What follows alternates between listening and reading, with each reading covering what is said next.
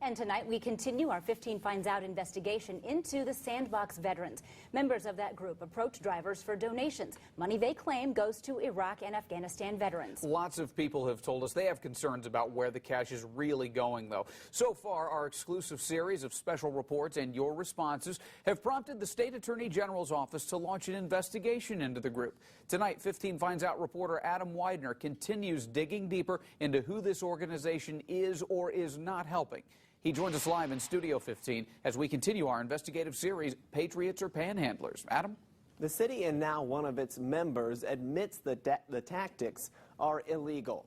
Drivers call them aggressive, and its director won't share financial records or the name of any veterans his organization has helped. So 15 Finds Out went searching for those veterans on our own. We found one, but also discovered popular agencies that know nothing about the Sandbox veterans. Hey guys, 15 Finds Out's attempt to get an interview with the Sandbox veterans. No comment. You guys, no.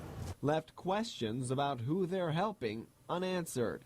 I didn't know if you guys saw us. Got about 5 seconds to get off the property before we have an issue. So we put a call out on air and online. The only person we discovered, they actually were very generous and helpful for us, was Sherry Markham. They bought us a couple trips worth of groceries, at least $100 worth both times. Markham says her husband served in Iraq, and she is an Army veteran as well. She says her husband found the Sandbox veterans through Facebook, and they received help a couple times in 2012. But she didn't recognize any of the group's members from our video. They did have a man with two appearance-wise teenage boys. I thought it was unfair and kind of unjust that they're looked at as just another scam when, in fact, they have helped people. Markham doesn't know anyone else who's been helped, and when asked about the group's failure to comment, had this message for the Sandbox veterans. Say something. Say, hey, this is where we're going. Give some kind of evidence because you did a great thing. Since no other veterans came forward, we tried to find them on our own. Allen County Veteran Service Officer George Jarbo is one of the first people local servicemen and women see when they return from Iraq or Afghanistan. We try to get them enrolled for VA health care, education, disability compensation claims, low-income pension programs, VA insurance programs, things of that nature. When asked about the Sandbox veterans, here's what Jarbo, a Navy veteran, had to say. I don't hear everything, but you would think out of all the veterans that we have coming through our door, someone would mention that organization if they've received help from them. Pressure sales like that should never be done through a veteran charitable organization. It's an easy way to hit somebody up for some money and pretty much tug on their heartstrings, so to speak, and get a few bucks out of them. It was the same story across Allen County. Here's a spokesman with the VA hospital. Do you know of any veterans that they've helped? No, I do not know of any. We even called every VFW and American Legion in Fort Wayne.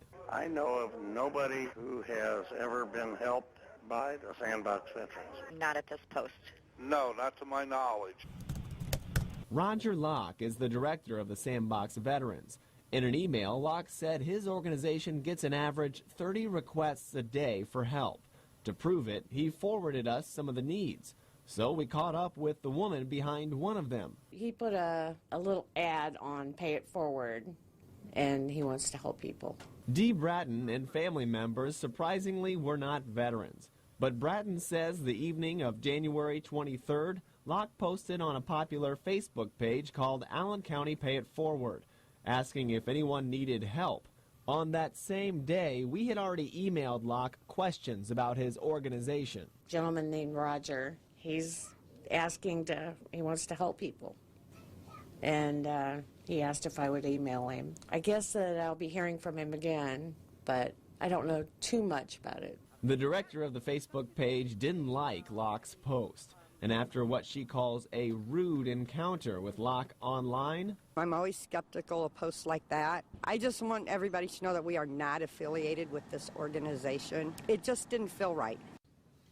Bratton and a couple others from the Allen County Pay It Forward site say and even showed me emails from Roger Locke assuring them he would help with their needs.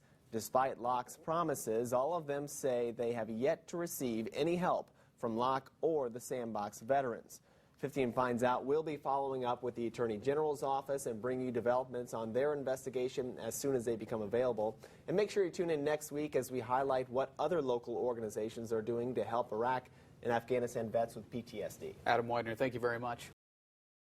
All month long, we have aired a series of investigative reports on the Sandbox veterans. Members of that group approached drivers for donations they said were going to Iraq and Afghanistan veterans. Well, several of you have expressed concerns about where the donations are really going, and you've emailed or called in to thank us for shedding light on the organization. Tonight, 15 Finds Out continues digging deeper by taking a closer look at what the group has done since we started airing our investigations. News Channel 15's Adam Widener has the latest in our series, Patriots or Panhandlers. Before we began our series of investigations into the Sandbox veterans, we saw the group approaching vehicles for donations several times a week near East DuPont Road. I've discovered now the organization has dissolved its nonprofit standing with the state. As for the 3 men we found involved with the Sandbox veterans, according to National Archives, there is no record that any of them have served in the military. The city calls the Sandbox veterans' tactics illegal. This can become a safety issue. Drivers call them aggressive. Something doesn't feel right about it. And popular veterans agencies don't know anyone the group has helped. Not one. No. The Sandbox veterans didn't want to share their financial records or even talk about their organization on camera. No comment. You guys know. And after watching our special reports, the Indiana Attorney General's office launched an investigation into the group. We're looking for violations of Indiana law dealing with deceptive practices. But since we began our investigations, the once very visible group has seemingly vanished. According to their nonprofit filing with the state of Indiana, the Sandbox veterans filed to dissolve the organization on Valentine's Day. The same day, member Adam Silvani admitted to a citation he received when asking for donations, and a day after, we reported the Attorney General's investigation. The Sandbox veterans' activity online has disappeared as well. Their Facebook page has been removed, and what was once their website now has the title "Coming Soon" with a question mark. In an email, Sandbox Veterans Director Roger Locke said he was a lifetime member of 3 of the largest veteran groups in the country, and we've seen volunteer John Cantrell wear a couple different hats that say Vietnam veteran. But according to a National Archives technician, she can't find any record that Locke, Silvani, or Cantrell are veterans. Finally, Cantrell, seen here walking very close to a driver's window, has arguably the most extensive criminal record in the group. A grand jury in McHenry County, Illinois, indicted him in 2007 for writing hundreds of dollars in bad checks to a Menards. He eventually pleaded guilty to a felony charge. Then in 2009, authorities indicted Cantrell for using counterfeit money at 3 stores in Glenbrook Square Mall. An Allen County jury found him guilty on 2 counts of felony forgery and 2 counts of felony theft. John Cantrell was initially sentenced to 8 years in prison in 2009. 15 Finds Out has discovered his sentence was cut in half thanks to good time credit. He was released on parole May 11th last year, and our camera saw him collecting donations for the Sandbox veterans just 2 months later. The Attorney General's office currently doesn't have an update on its investigation. Many of you have asked 15 Finds Out to highlight veterans agencies that are helping in Fort Wayne. You can tune in Monday as we talk with an Iraq veteran with PTSD. You can hear his thoughts on the Sandbox veterans and from the agency reaching out to provide him assistance. Live in Studio 15, Adam Widener, News Channel 15.